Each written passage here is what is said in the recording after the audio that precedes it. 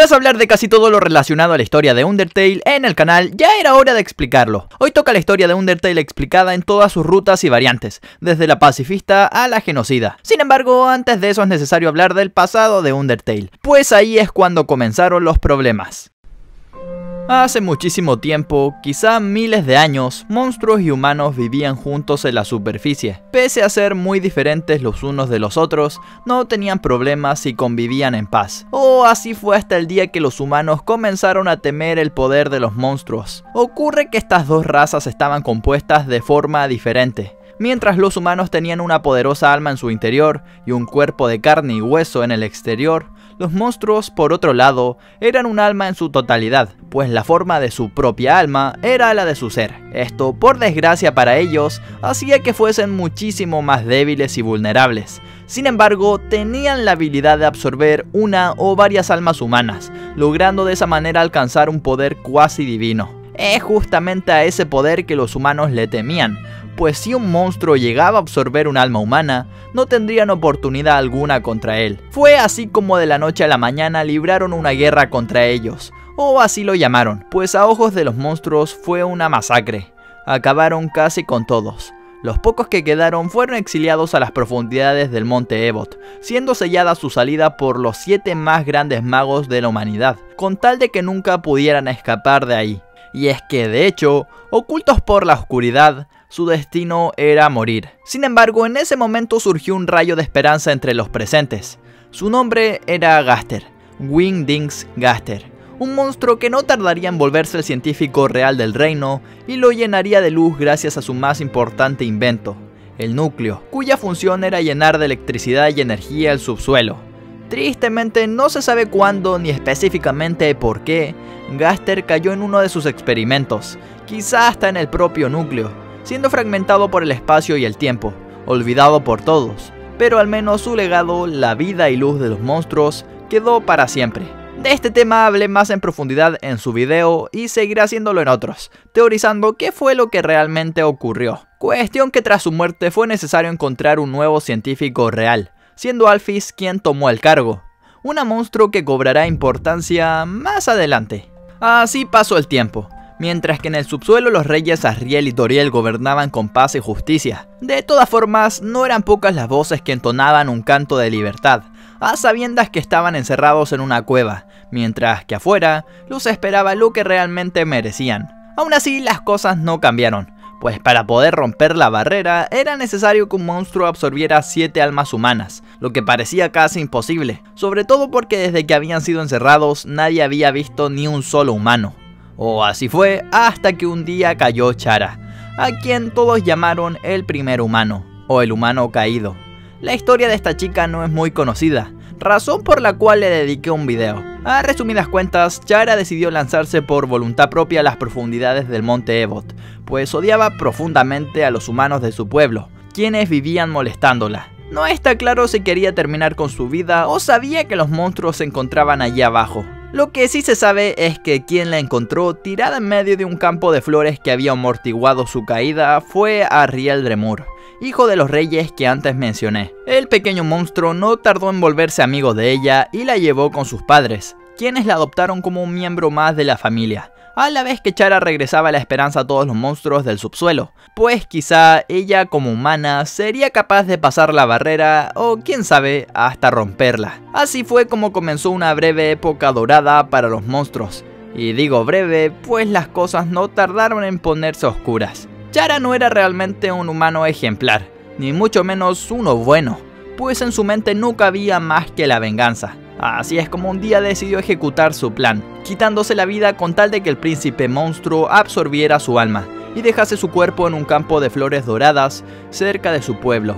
La verdadera intención detrás de esto era controlar el cuerpo de Asriel, ya con su alma dentro de él, con tal de exterminar a todos los que le habían molestado. Fue Asriel quien con su bondad logró resistir los impulsos asesinos de Chara, perdiendo la vida por el daño que le hicieron los humanos al pensar que había matado a la humana que traía entre los brazos. Aún con ello logró regresar a su reino junto al cuerpo de Chara, perdiendo la vida en medio del jardín real, donde florecieron cientos de flores doradas. Tras estos sucesos y el haber perdido a 2 de sus hijos el mismo día por culpa de la humanidad, el rey Asgore tomó una decisión. Cada nuevo humano que bajara al subsuelo sería ejecutado, y su alma se conservaría hasta reunir las 7 necesarias para romper la barrera con tal de finalmente conseguir su libertad.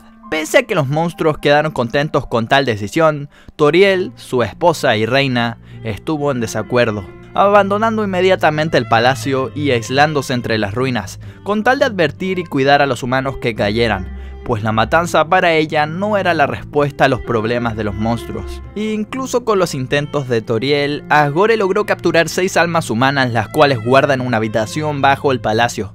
Entretanto, le pidió a Alphys, la científica real, que descubriera por qué las almas humanas eran tan poderosas. Así comenzó una investigación en la cual, tras extraer parte de la esencia de un alma humana, descubrió que lo que las llenaba de tanto poder era la determinación, una cualidad únicamente humana con la que los monstruos no nacían. El tema lo traté en profundidad en el video del alma y la determinación. Así es como terminó creando una máquina que extrajese esta determinación, para más tarde inyectarla a los cuerpos de unos monstruos moribundos. Y en un principio todo salió bien. Los monstruos recuperaron las fuerzas y se volvieron hasta más fuertes. Sin embargo, no mucho después de eso fue que comenzaron los problemas, cuando todos ellos iniciaron a temblar cada vez más fuerte y se unieron unos con otros, formando amalgamas sin conciencia que solo querían alimentarse. Así fue como Alphys cayó en cuenta de que la determinación y los monstruos no eran compatibles, cuestión que más tarde Undyne de Undyne descubriría a las malas. De todas formas, la científica no se rindió y terminó preguntándose, ¿qué pasaría si le inyectase determinación a algo que no es ni monstruo ni humano? Con eso en mente sacó una flor del jardín real y le inyectó la determinación. Lo que Alphys no sabía es que dentro de esa flor se hallaba el alma de Asriel, el príncipe monstruo que había fallecido dejándola como recuerdo. Fue así como Asriel Dremur resucitó, aunque en forma de flor sin sentimientos, Flowey la flor. Su historia la traté hace poco en un video y en resumen la pequeña intentó conectar tanto con su padre Asgore como con su madre Toriel. Sin embargo, había perdido el corazón. Sin más que hacer, decidió quitarse la vida, siendo entonces cuando estaba a puertas de la muerte, que se percató que tenía el poder de reiniciar y guardar el mundo, un poder que la regresó al lugar donde había surgido. Tras ayudar a todo el mundo y cumplir sus sueños, Flowey se aburrió y comenzó a experimentar y hasta a torturar. Pasó por todas y cada una de las posibles líneas temporales, y cuando ya no le quedaba nada por hacer, fue que perdió sus poderes. Y si los había perdido, era porque había aparecido un ser con más determinación que ella en el subsuelo. Fue en ese momento que conoció a Frisk el humano. Antes de iniciar la historia en sí, es importante destacar que lo que les contaré a continuación será primero la ruta neutral y luego la genocida y pacifista, con las variantes que traen con respecto a la línea principal, pues es así como al menos cronológicamente más sentido cobran. Ahora sí, adentrándonos en la historia principal de la cual Frisk es protagonista, la primera criatura con la que se topó fue Flowey, quien le enseñó que para hacerse fuerte debería recolectar Love y XP, o sea, amor y experiencia. Pese a que en un principio las intenciones de la pequeña flor parecían nobles, pronto se revela cómo en realidad buscaba acabar con la vida de Frisk, con tal de absorber su alma. Afortunadamente para él, Toriel llega en ese momento, tirando a Flowey hacia un lado y salvándolo. Así es como lo lleva dentro de su casa en las ruinas, donde intenta convencerlo de que se quede. Sin embargo, pronto queda en evidencia que Frisk solo piensa en dejar el lugar, aun y cuando Toriel y la casa en sí misma nos llenan el corazón de amor.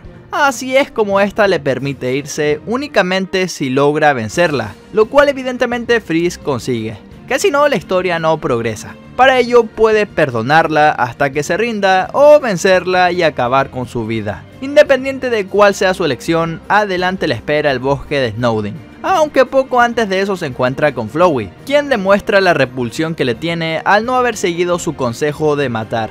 Aquí es cuando se nos deja en claro que la flor nos estará espiando durante todo nuestro viaje. Luego de la charla, caminar un poco por el bosque y pisar un palo, nos encontramos con Sans el esqueleto, quien ya tiene su video dedicado y tras bromear un rato nos comenta cómo su hermano Papyrus quiere capturar a un humano con tal de ganarse un lugar en la Guardia Real. Aún así Sans nos oculta de él, quien en realidad es un buen tipo, bastante inocente además.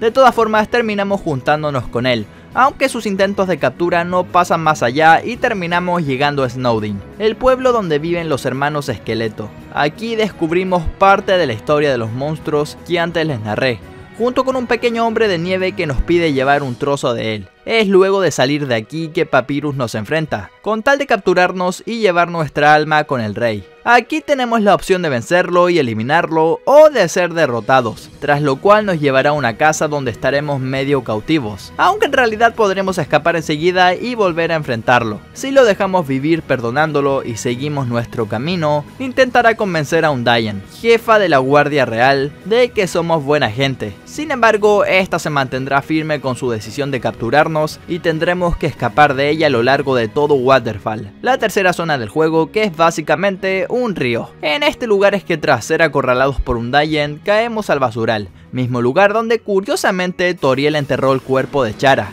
Tras luchar un rato contra un muñeco de entrenamiento que había caído en la locura, nos encontramos con Napstablook, un fantasma que antes vimos en las ruinas. Realmente no afecta mucho a la historia más allá de contagiar su depresión. Y así es como de una vez por todas, finalmente nos enfrentamos a Undyne, justo a puertas de Hotland, la siguiente sección del juego. El desarrollo de esta batalla depende de si hemos o no matado monstruos, pero ya que estamos en una ruta neutral, daremos por hecho que acabamos con unos cuantos, razón por la cual Undyne no nos perdonará, y no quedará más que acabar con ella para continuar. Así entramos a Hotland, un lugar que tal y como nos dice su nombre, está que arde. Aquí justamente es donde se encuentra el núcleo, por lo que hace todo el sentido. Casi a la entrada del lugar es que conocemos a Alphys, la científica real que al parecer nos ha estado observando y admira en secreto, o igual lo dijo para salvarse la vida. No alcanzamos a caer en cuenta cuando llega Mettaton, el mejor personaje del juego, con el debido perdón de los Sans. Este robot asesino intenta hacer eso, asesinarnos, pero con estilo, aunque gracias a Alphys que tira onda nos salvamos. Pero el robot no se rinde tan fácil. Una vez atravesamos una buena cantidad de puzzles nos lo volvemos a encontrar, esta vez haciendo un programa de cocina donde el ingrediente principal es nuestra alma. Luego en un noticiero que informa que debemos desactivar unas bombas si no queremos morir, y finalmente atrapándonos en un musical al estilo de Broadway, donde nos obligará a pasar un puzzle casi imposible tras el cual lo enfrentaremos, aunque fingirá ser vencido. Cuando estamos a puertas del núcleo es que hay una ínfima posibilidad, extremadamente pequeña de veras, de que aparezcan los seguidores de Gaster, unos seres grises que nos narran a trozos su historia. Lo más importante es que estos seres, junto al Gounder Kid, que es como Monster Kid pero en gris, dejan en claro que Gaster de alguna forma está presente siempre, lo que más adelante cobrará sentido. De hecho, también lo podemos llegar a encontrar dentro del propio juego, en unas habitaciones con igualmente muy poca probabilidad de aparición, aumentando esta teoría de que Gaster vive de alguna forma.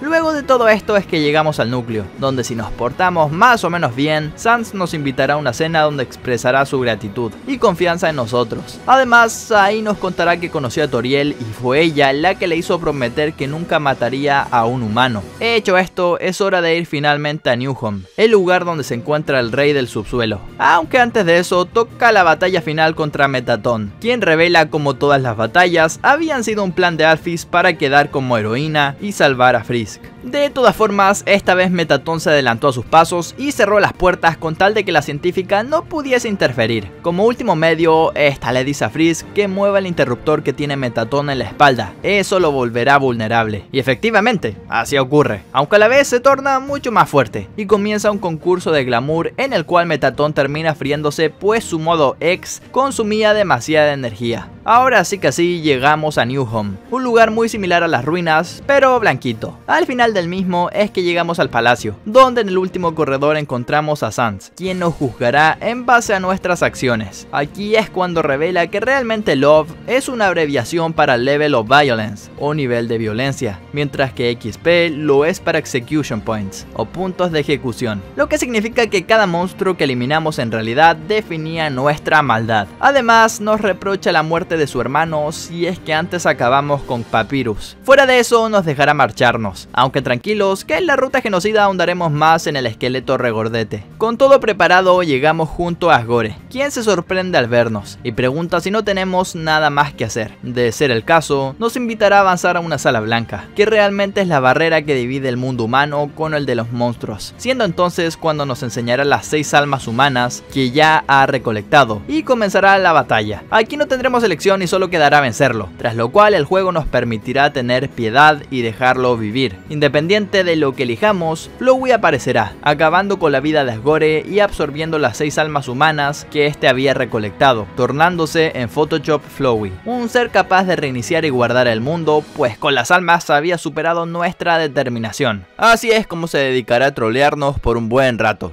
pues a cada que perdemos el juego se cierra solo. Y de vuelta, Flowey recalca que sufriremos por la eternidad. Para peor, en medio de las batallas reinicia el progreso con tal de molestarnos. Por cierto, la cara que se muestra en el televisor al parecer pertenece al creador de Undertale, Toby Fox, aunque algunos han teorizado que es Gaster.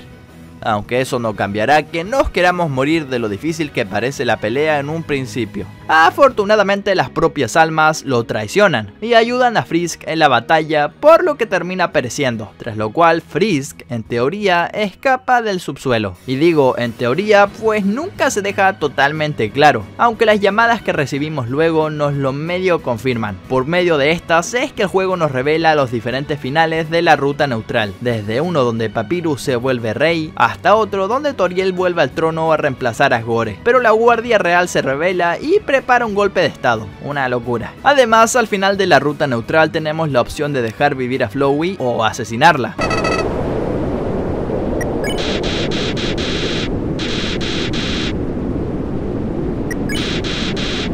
Independiente de lo que elijamos, realmente esta elección no cambiará demasiado en el momento, pero sí a futuro cuando hablemos de las rutas. Y es que ya repasada la neutral, veamos las variantes que nos presenta La ruta genocida se caracteriza principalmente por matar todo lo que se te cruce, hasta un tierno sapito. Así es como en lugar de perdonar a Toriel, o siquiera vencerla normalmente, acabaremos con ella de un solo golpe. Con lo cual Flowey se pondrá alegre y se volverá de a poco nuestra amiga. Cuando nos juntamos con Sans ignoramos todos sus chistes, e incluso nos mostramos inmediatamente a Papyrus, a quien igualmente ignoramos, saltando todos los puzzles que nos presenta. Si seguimos acabando con cerca de 20 monstruos por zona, es que al llegar a Snowdin no habrá nadie, pues los monstruos fueron alertados de que un humano peligroso se acercaba. El único que se quedará en la ciudad, aparte de Monster Kid, será Papyrus, quien confía en que podemos cambiar, por lo que nos enfrentará con ese propósito. Tristemente para él ya es muy tarde, y lo venceremos de un solo golpe. Aún en la muerte confía en que cambiemos.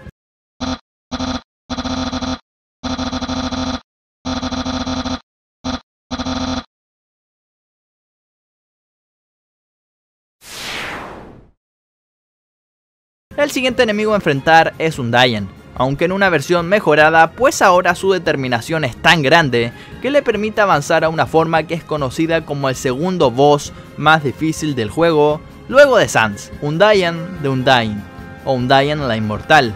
Esta forma es terriblemente fuerte, aunque termina pereciendo debido a su propia determinación, la cual no es compatible con los monstruos y hace que se derrita. Si seguimos avanzando, casi todo estará vacío, incluido el laboratorio. Será en el núcleo donde encontraremos a Mettaton, pero esta vez una versión especializada en la casa de humanos, Mettaton Neo, que estadísticamente es igual o hasta más fuerte que Undyne de Undyne. Sin embargo, tiene la defensa en negativo, por lo que de un solo golpe lo venceremos. Un trucazo espectacular para no volver pesada la batalla más pesada en la historia de los juegos recientes, Sans, aunque para eso queda un poquillo.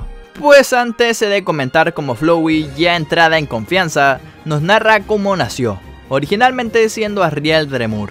Lo importante aquí es que se piensa que Frisk es Chara, por lo que la trata como su amiga o hasta hermana, aunque no tarda demasiado en darse cuenta que Chara o Frisk no la ve así, y no dudará en matarla de ser necesario. Esto la hace temblar de miedo, y corre a advertirle a Asgore del peligro que se avecina, aunque ya es muy tarde. Pero antes de Asgore, efectivamente, viene Sans. En esta ocasión, y tras haber exterminado a casi todos los monstruos del subsuelo, incluido su hermano, el esqueleto regordete se ve obligado a romper su promesa, y no se enfrenta en una pelea a muerte con cuchillos, o más bien a huesos, en lo que, como dije antes, es la batalla más compleja que verán en mucho tiempo. Aquí Sans demuestra tener conocimiento de las líneas temporales y de cuando el jugador hace un reset, además de poderes psíquicos y teletransportación, lo cual quizá esté relacionado con Gaster, aunque eso lo veremos en una próxima juego teoría. Finalmente, y tras mucho luchar, es que lo terminamos venciendo cuando se queda dormido. Sus últimas palabras son dirigidas a su hermano Papyrus.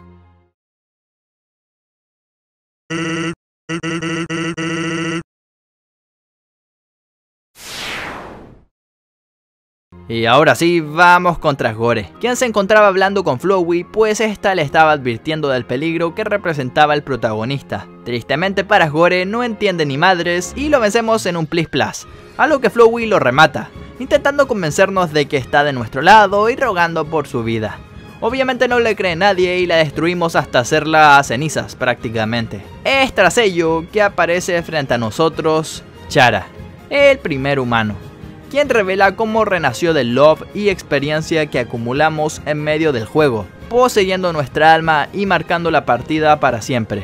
Luego de ello nos preguntará si queremos borrar o no borrar el mundo. Si elegimos la primera opción dirá que somos buenos amigos, y si es la segunda, pues nos saltará tremendo screamer en toda la cara, después de que Chara diga que no tenemos ningún control.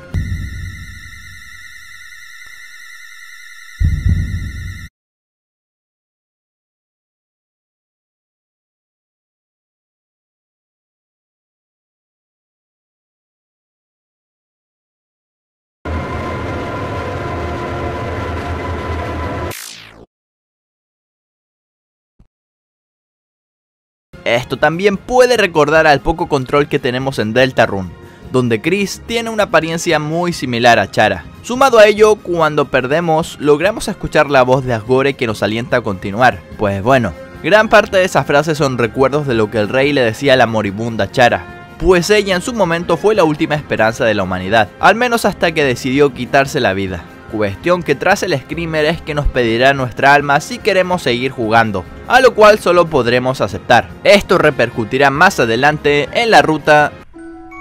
Como bien se imaginarán, esta ruta es lo inverso a la genocida, pues aquí debemos perdonar hasta el más mísero y pequeño monstruo si queremos progresar. Los cambios obvios son que Toriel queda vivita y coleando y Flowey nos sigue odiando. Ahí me salió una rima espectacular. Por otro lado, desarrollamos una amistad más profunda con Papyrus, donde hay cita y todo. Aunque quedamos como amigos, pues en el fondo, aunque nos estima, no siente amor como tal. Y es que esta ruta va justamente de eso, a ser amigos. Undyne es un claro ejemplo, pues debemos escapar de ella hasta llegar a Hotland, donde se desmayará por el calor.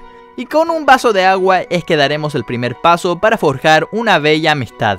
Tras eso, gran parte de los sucesos se desarrollarán con normalidad, exceptuando la batalla contra Metaton, donde este conseguirá el rating máximo y el amor de todo el subsuelo, muriendo, pero en paz. Aunque Alphys revelaría que en realidad solo le hacía falta un cambio de baterías. Entre tanto, habíamos estado en la casa de Undyne, que nos enseñó a cocinar y dio una lección de combate, además de revelar que no quería que Papyrus formase parte de la Guardia Real, pues era muy inocente. Forjada la amistad con la Pescado, es que el propio Papyrus nos llamaría más tarde, pues Undyne quería que le entregásemos una carta de amor a Alphys. Lo hacemos y se juntan en el basural, algo irónico. Y es aquí cuando llega la parte crítica, pues mientras se divierten, nosotros accedemos al laboratorio encontrando una carta de Alphys que revela cómo ella es responsable de crear un monstruo, a la vez que se abre la entrada al laboratorio verdadero, el lugar donde Alphys llevó a cabo sus experimentos. Aquí descubrimos una serie de mensajes que nos dejan en claro los experimentos con la determinación que mencioné al inicio del video, las amalgamas y, más importante aún, la creación de Flowey la flor. Luego de enfrentar a varias amalgamas, llega Alphys, quien nos libera y pide perdón. Mientras subimos por el ascensor, escuchamos la voz de Riel Dremur, a quien pronto nos toparemos. Las cosas aquí siguen normalmente hasta que luchamos contra Gore. Una batalla que dura un segundo, pues Toriel llega enseguida y le da tremenda reprimenda. Así es como se juntan todos los monstruos de los cuales fuimos amigos, y las cosas parecen estar llegando a un final feliz. Parecen, pues Flowey ataca habiendo absorbido las 6 almas humanas que guardaba Gore y luego todas las de los monstruos del subsuelo, que en suma le dieron algo así como 7, pudiendo así recuperar su forma original de Asriel Dremur, en la cual es prácticamente un dios. De hecho, es imposible de vencer, al menos en ataque.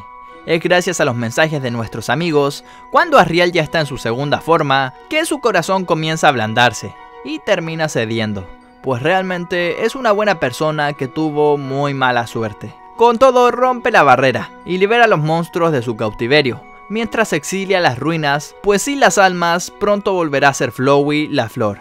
Y así, ya con todos nuestros amigos fuera, termina el juego. Aquí podemos elegir irnos con Toriel o hacer algo antes. Ambos son finales felices, aunque si previo a esto hicimos una ruta genocida, ambos saldrán marcados por Chara de alguna forma, recordando cómo en un mundo alterno decidimos acabar con todos los que ahora amamos. Y si este se considera el final verdadero y definitivo, es en parte porque Flowey nos pide no volver a reiniciar y dejar a los monstruos vivir felices su vida. Por otro lado, hay un easter egg enorme que solo se puede conseguir en esta ruta relacionado con Sans, pues si no hemos gastado experiencia y pasamos por el último corredor donde él nos enjuicia y explica el significado de Love y XP, habrá la posibilidad de conseguir la llave para entrar a su habitación. ¿Que cómo lo hacemos? Pues tocará reiniciar la partida 3 veces luego de que Sans explique sus cosas, pues el esqueleto se percata que ya habíamos escuchado la charla y nos deja un par de palabras clave que le daremos en los siguientes reinicios, tras lo cual finalmente obtendremos la llave. Con ella accedemos a su habitación, la cual está completamente oscura, y caminamos un buen rato hasta que el bueno de Papyrus prende la luz. Así es como vemos un par de papeles y objetos levitando, una cinta con una nota que dice que la verdad es que nos han poseído, quizá una referencia a Chara en la ruta genocida o que Frisk está siendo controlado por el jugador. Sea como fuere, Papyrus comenta que al parecer Sans volvió a molestarnos a través del espacio y el tiempo, dejando en claro que tiene presentes los poderes de su hermano.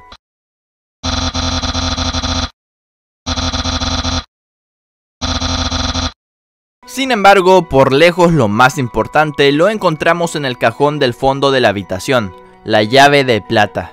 Llave que nos permite entrar al laboratorio o taller de Sans, que está oculto justo detrás de la casa de los esqueletos. A la derecha de este pequeño lugar veremos un objeto cubierto por una manta. Al interactuar con él nos indicarán que es una máquina extraña que parece estar rota. Encima de ella encontraremos un plano referente a la máquina con símbolos extraños o quizá muy mala escritura, en lo que podría referenciar o a Alphys y su mala escritura, o a Gaster por su característica tipografía Wingdings. Finalmente a la izquierda hallamos un par de fotografías que varían dependiendo de qué haya hecho el jugador, y es aquí donde se viene lo fuerte. Si no hemos vencido a Asriel, aparecerá Sans feliz con un par de monstruos que no conocemos. Si vencimos a Asriel, esta vez Sans estará acompañado de nosotros con el resto de nuestros amigos. Y si hablamos con Clamgirl luego de la actualización 1.001 y esta nos comenta acerca de Susie, la hija de su vecina, en la foto aparecerá Sans con 3 personas desconocidas, junto al texto "No los olvides". ¿Qué ocurre con esto? Pues como vimos en el video de Gaster, la Susie que se menciona aquí es la misma que aparece en Deltarune. Y más aún, En el juego son justamente 3 protagonistas principales los que controlamos. Si a eso le sumamos que este cambio se añadió en una actualización en la cual Toby Fox ya tenía claro Deltarune y que Gaster y el mismo Sans tienen relación con los viajes temporales, y que la llave de plata es una referencia al libro de H.P. Lovecraft donde un hombre viaja por el tiempo con una llave de plata, llegamos a la conclusión de que Sans ha vivido, o más bien vivió, en Deltarune en algún punto en el pasado, lo que hace sentido, pues en el propio Undertale Deltarune se menciona como una orden o símbolo muy antiguo. Dejar claro que son mundos diferentes, o universos apartados, pero justamente ahí está lo interesante. No me extenderé mucho más en el tema, pues habrá un video al respecto conectando ambos juegos, pero me parecía importante mencionar la conexión en la historia por justamente la importancia que tiene para ella. Y ya, esa sería toda la historia de Undertale explicada, historia con la que terminamos parte de la saga de este juegazo que más de una lágrima me ha sacado, fácilmente además. Pronto se vienen videos de la historia de Deltarune y sus capítulos, así que manténganse atentos. Sin más que decir y esperando que les haya encantado, me piro vampiro.